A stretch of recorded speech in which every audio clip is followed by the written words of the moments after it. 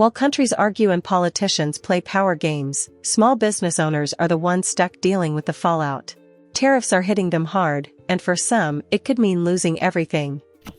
Yesterday, I thought I was going to have to pay $24,000 extra because of the tariffs that Donald Trump announced. I'm launching a Korean beauty brand and my inventory is shipping from Korea right now. When I saw the news about the 35% tariffs on all cosmetics imported from South Korea, my heart dropped. For me, that would mean paying $24,000 once my inventory landed on US soil. As a small business owner, I don't have that type of money laying around. Yesterday and today, I spent all day pretty much emailing a shipping company asking, has my shipment landed? Will I have to pay tariff? So many questions going through my head, and I'm sure a lot of business owners also are feeling the same way. Thankfully though, they told me that because I had paid US customs earlier this week, that this particular shipment is safe from the tariff. I can't even tell you what type of relief it gave me. Honestly, I don't know how this will affect future shipments or small businesses going forward, but yesterday was truly a wake-up call. This journey is full of surprises, and I guess we just have to learn to pivot.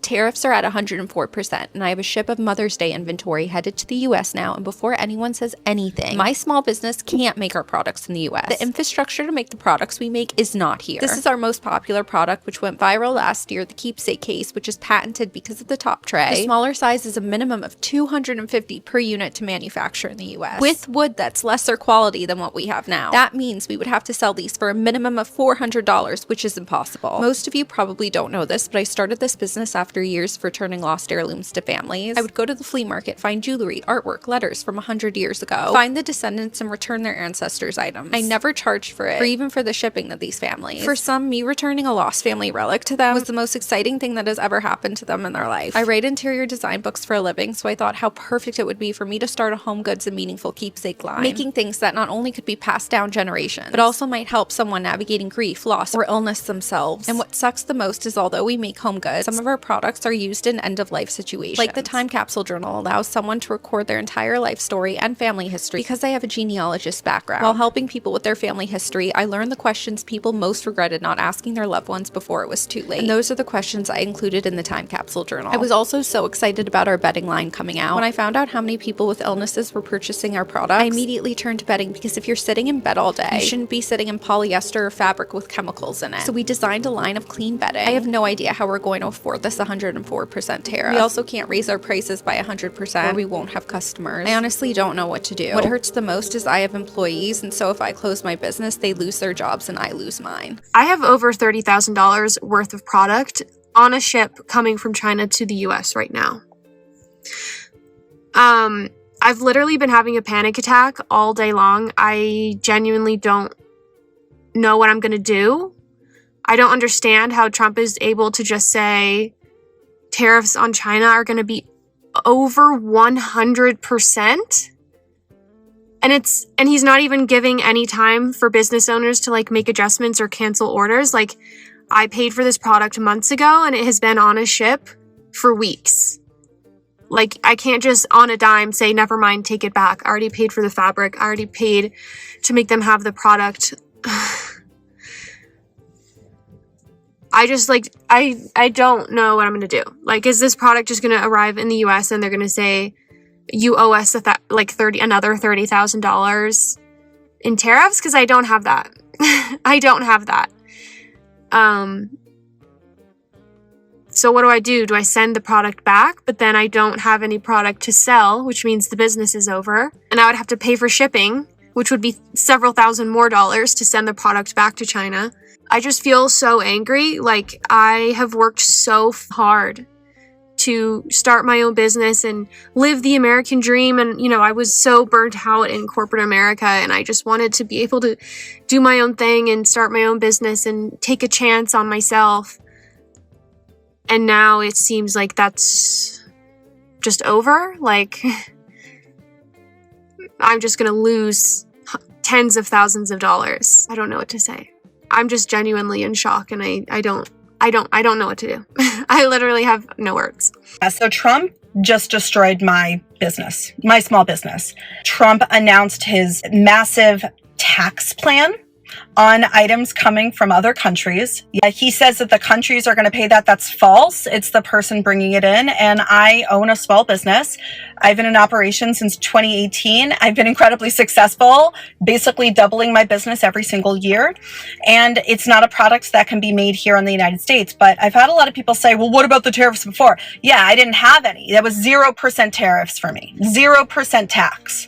He added 10% in February, then he added another 10% in March, and then yesterday he just announced an additional 34% on top of that. So for all products coming in from China, that is now 54%. So most retail goods, stores, products, there's about a 30 to 40% profit margin, okay? Profit margin. That profit margin, a lot of the times, that's not even a living wage, okay? But that 30 to 40% is how the people that own that business are able to live. And then there's still other expenses on top of that. 54% tax is more than the profit that most retailers or business owners would make.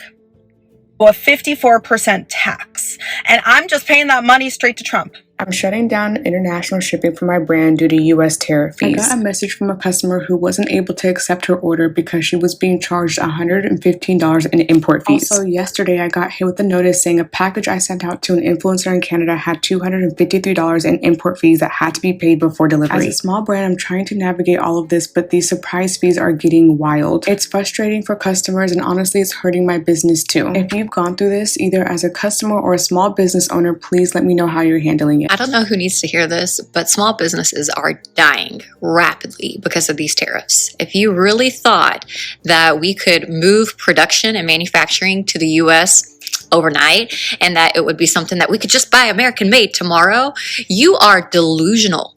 Not only will it take years to build facilities that can house manufacturing, but to get the talent, the people who want to work those jobs, the infrastructure, all of that is going to take years.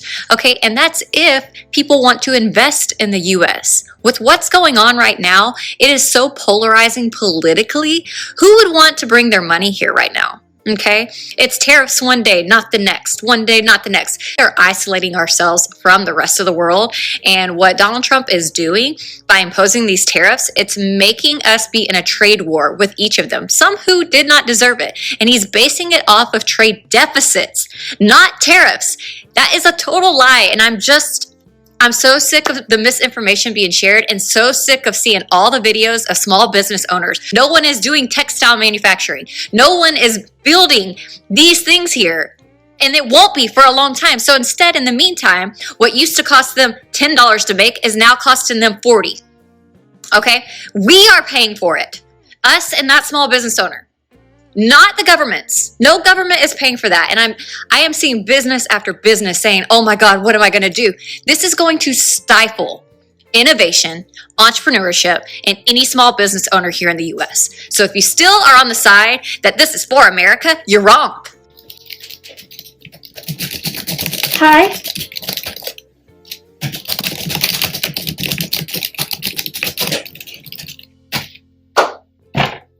What? Okay.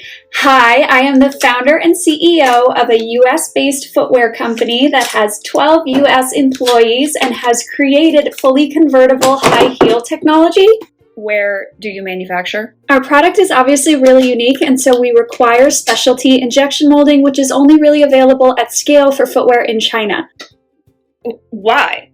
Don't you manufacture in the USA? So we actually don't have scaled footwear manufacturing or really apparel manufacturing of any kind in the US. Okay, well, I think we should. Yeah, I mean, that would be really great. We'd be able to manufacture in much faster times and have more direct control over our supply chain, but we physically don't have manufacturers here. Okay, well, what if I change your import rate from 10% to 99%? We still wouldn't have US manufacturers here. Yeah, I think I'm going to do it right now. Why? Look, I don't think we should be so reliant on China. So if you're going to insist on manufacturing in China, I'm going to charge you 99%.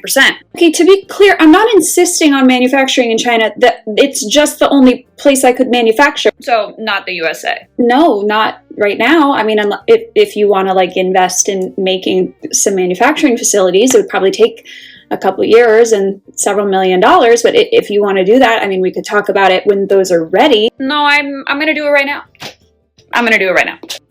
But I mean, a 60 to 99% tariff could like bankrupt a lot of businesses. You should have thought about that before you started manufacturing in China. Again, there's not really anywhere else that could manufacture a product like that's what they specialize in as an economy. Okay, well, what about like, I don't know, Vietnam? Can you go to Vietnam? That would be better than China. Well, as people in retail will tell you, it's actually not that simple. It's not apples to apples because like a production minimum in China is 200 pairs per shoe, for instance. And in Vietnam, it would be 3,000 pairs per shoe because unlike China, they don't have their own material suppliers. And so they have to import all the materials from China still to just make them in Vietnam. And so it only makes sense to import them at that cost if they're doing it in bulk. So small brands that can't make 3,000 pairs per run would get squished. What I'm hearing is I should also tariff Vietnam. That's really not what I'm trying to say. Actually, why don't I just tariff everywhere and everything so that you have to make it in America? Again, that's not really an option. Look, if you're not manufacturing in America, you should be punished for that, okay? So maybe just pay the tariff, all right? Okay, but business models are fundamentally built on product cost, and a 99% tariff would double our product cost, so it would fundamentally change our entire business. That is really sounding like a you problem. Okay, I mean, I guess I can try to figure it out. We already had to figure out, how to pivot through the pandemic and supply chain crisis and the last trade war and the recession. So, I mean, I can do another pivot. I can. Great, cool. Yeah, you do that. Would it be possible for me to get an SBA small business loan in the interim so that I can have some cash cushion while we figure this out? Are you profitable? Yes, we posted 18% profit last year. Is your business doing well? We grew 85% last year. Are you creating U.S. jobs? Yes, I have 12 employees and they're all U.S. citizens. Okay, are you a U.S. owned business? Yes, every owner over 20% is a U.S. citizen. In fact, 98.3% of the ownership is U.S. citizens. Whoa. That doesn't sound like 100. We do have 1.7% owned by a foreign investor. Can you give me their U.S. Social Security number? No, they're foreign. Okay, well then obviously I have to assume they are a foreign adversary and a massive threat to our country. No, they do business with the United States all the time. I obviously don't believe that, and so I want you to prove that 100% of the shareholders in your registered Delaware C Corporation are U.S. citizens. I think you should have to get all of their social. That's not the law. The law for a small business association loan is just owners over 20% have to be citizens. Yeah, I'm going to change the law. Wait. What if I buy out the foreign shareholder? No, I think that sounds like fraud. That sounds fake. That sounds like a scam. And so we're going to enforce a 6-month ownership look back. And so if you buy them out today, I'm not even going to care for at least 6 months. So what am I supposed to do exactly? Just manufacture in America. Raise your hand if you've been personally victimized by the import tariffs. I own a small business in the US, and an extension of our business was an apparel line that had seasonal drops. So I was communicating back and forth with the manufacturer in China, and the manufacturer was awesome. They would literally message me back within hours of me messaging them, and I know it's middle of the night for them. They're answering the messages. I don't know who is monitoring this mailbox, but they did an awesome job. So on top of everything. We get our first drop, goes great, whatever. Second drop comes through, and I get to ordering the samples. Samples come in, love the samples. I want to order a production run of the samples. They say, hey, we'll get back to you by tomorrow, which is kind of weird. They would turn over an invoice quick, within a matter of 2 hours before. So I'm that's kind of weird. There's also one item that was on back order on the first drop, so I would message them saying, hey, how are the teddy jackets coming? Do you think that we'll have them for this production run? They responded and said, hey, we'll get back to you at the end of the week. I thought that was really odd. Also was like the same week that the tariff came out for China, Mexico, and Canada. And there was probably some other ones in there, but those are the big ones. They just started ghosting me entirely. Now I'm getting nowhere with them, and they're not saying directly to me that, like, hey, it's because of the tariffs, but, like, I can read between the lines. I use the same platform to try to look up different, like, US-based manufacturing companies. There's got to be at least one. Every single one that I found was, like, the most basic, like, Gildan t-shirt looking, or, like, racerback tank, or, like, one style of legging. Like, they're not cute. They're not like cute cuts, cute patterns, cute colors. They're white and they're plain and they're basic as hell. I can kind of grasp the idea of why we have the tariffs, because obviously the goods coming in were being tariffed much less than the goods going out. But like, we need the goods that are coming in because we don't have the capacity to do it here. And it's going to take a lot of time and money for us to get those resources. So in the meantime, are we just like not selling?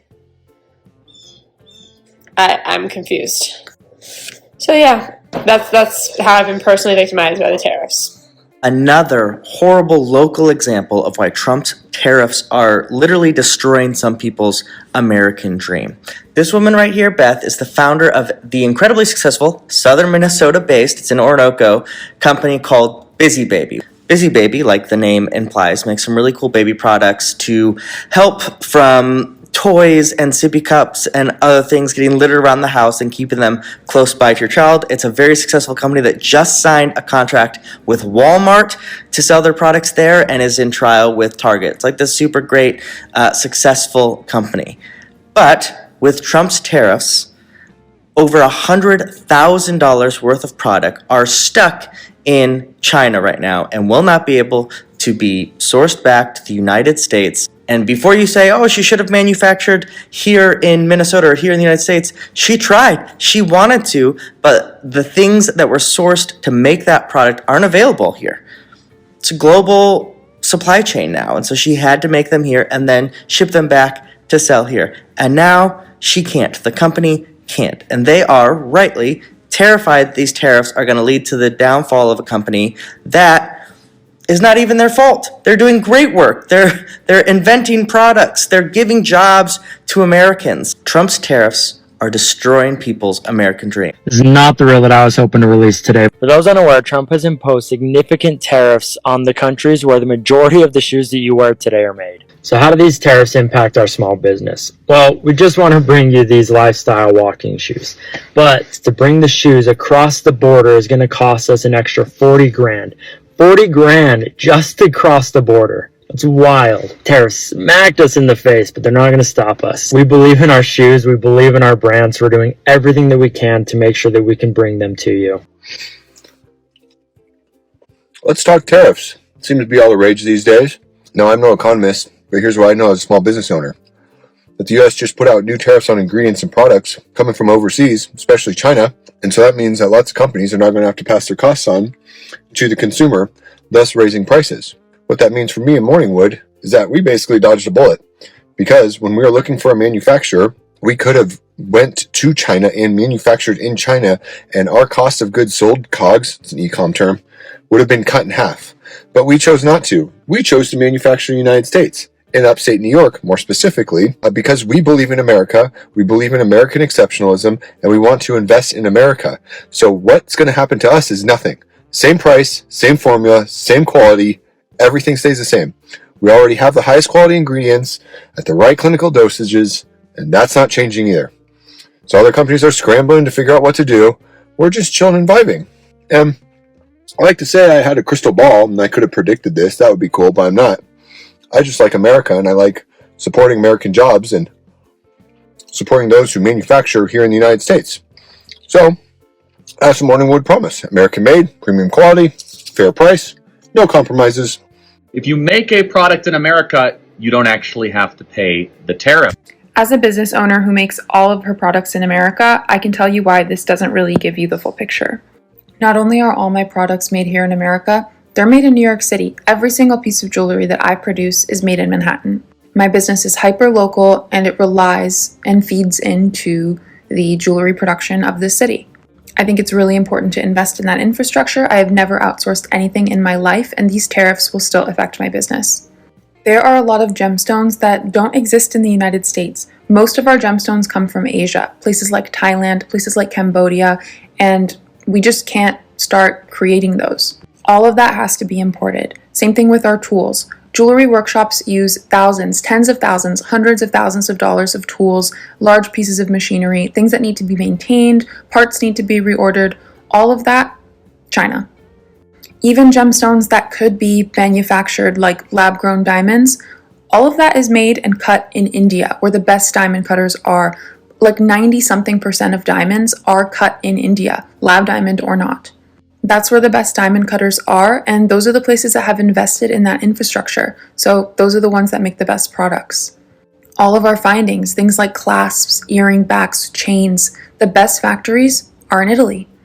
So even when you order something like a custom engagement ring from a brand like mine, everything is made by hands here in New York City, but all of that gold, all of the machinery that we use to turn that gold into an engagement ring, and the stones we put inside are from outside of the country. Make your products in the United States. I don't understand why you have to manufacture them abroad if it's getting so expensive. Literally impossible for the next 10 to 15 years. But let me explain to you what is going on and why we are royally, because we're all finding out that this is how tariffs work. Use the example of Instant Angel because I actually tried to produce this tube in the United States. Hi, my name's Charlotte Palomino, co-founder of Do, and I worked on the manufacturing side for years. This aluminum tube, I actually found a company that claimed that they made it in the United States. So once I provided the artwork, they said, great, this will be produced in about 3 months. Had our launch date, Joyce had given the tech transfer to our contract manufacturer. We were good to go. 3 months rolls around and we are told by the tube manufacturer that they just can't find anybody in Kentucky to work the lines. Now, as somebody who is industrious and who does not like it when I feel like somebody's withholding information from me, I found somebody on LinkedIn that worked at this company and I made them give me the address in Kentucky and responded to who I was talking to at the time, who was very high up at the company. And I said, if you do not tell me what's going on right now, I am driving to your fine state. That's when they told me the truth. The tubes were coming from China and they were only decorating them in Kentucky. And because they couldn't get it to the price that they quoted us, they couldn't find anybody to work the lines because they were underpaying people. This highlights the very problem of trying to bring all manufacturing back into the United States. These are jobs that you would not be able to pay a livable wage. This isn't to say that you can't pay a livable wage to somebody who is making these products, because now our tubes are sourced from Italy and then our other packaging is sourced from Spain. And so they're able to make a livable wage. There's 2 things that you're forgetting. They have had the infrastructure for decades. We have to build that from scratch, which requires investment. And number 2, they have very strong social safety nets. And so businesses aren't paying for things like healthcare, and there's affordable childcare.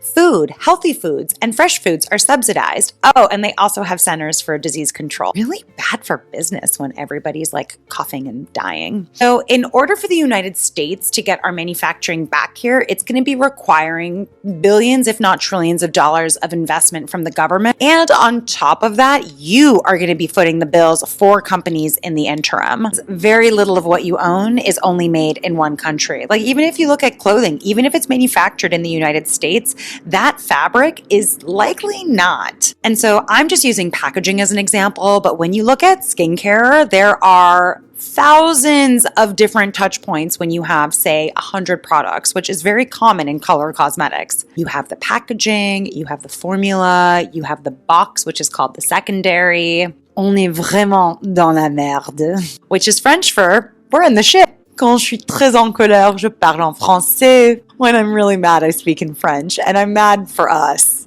because we're making problems that don't need to exist, and there are very real problems to solve. Bonne journée, bonsoir. President Trump's most recent round of announced tariffs have not yet taken effect, but they are already affecting the bottom lines of businesses everywhere. And I'm not just talking about the stock market, which obviously has hit a lot of headlines. I wanted to share one small way that it is affecting us as a small business. So my name is Krista. I'm the co-creator of Tab Buddies. We create cute and friendly accessibility tools that help anyone who struggles with opening up canned tabs. We designed and created them in the US, we manufacture them here, we actually make them all ourselves on 3D printers. But even for us as a business that does everything in-house in the United States, we're located in Florida, the tariffs are already taking a big effect. One of the struggles that we've faced as a business is keeping our items in stock. And in order to do so, we need to grow. We need to get more 3D printers so we can increase our manufacturing capacity. And thankfully, we've been doing that slowly over time, but we still need more printers. Well, guess where the printers that we use are made? They're made in China. And there are, in fact, no competitive 3D printers that are made in the USA. But literally overnight, as those tariffs inch closer, that's going to be a lot harder for us to do. Last night, because of all this tariff uncertainty, I said, hey, we need new printers. We can't wait.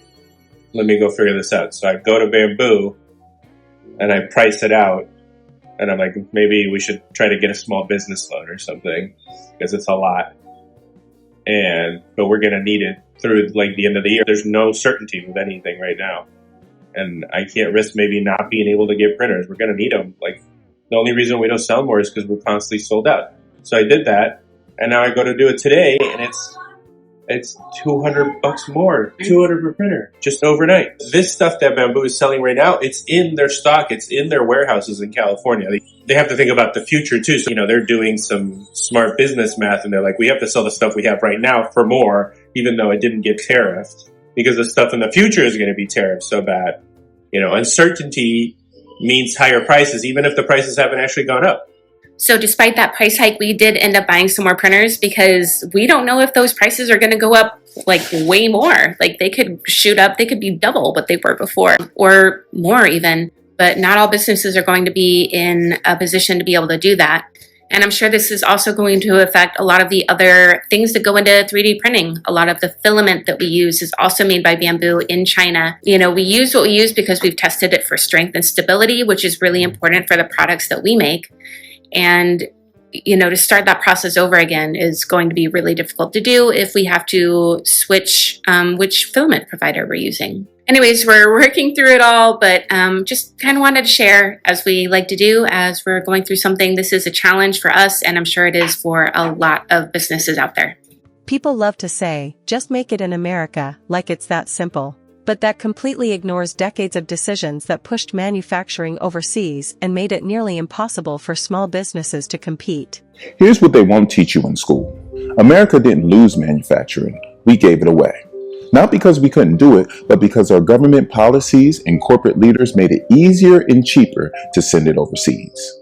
In the 1970s and 80s, U.S. policy shifted. Instead of protecting American factories, Congress cut deals and signed trade agreements like NAFTA and China's entry into the World Trade Organization that made it easy for companies to move production to countries with cheaper labor. These weren't accidents. These were choices made to benefit Wall Street and not working people.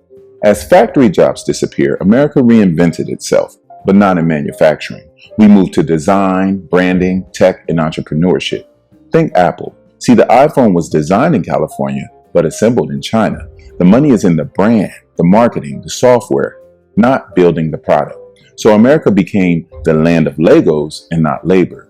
Meanwhile, China did the opposite. See, they focused on becoming the world's factory. They invested in production. They trained their workers and they scaled up. Now they don't just make toys and t-shirts. They build electric cars, solar panels, and advanced tech.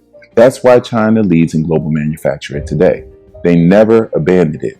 But here's the problem. America got so obsessed with being innovative, we forgot somebody else has to build the things we dream up. And now we depend on other countries for everything, from medicine to microchips. The truth is, manufacturing didn't disappear, it moved.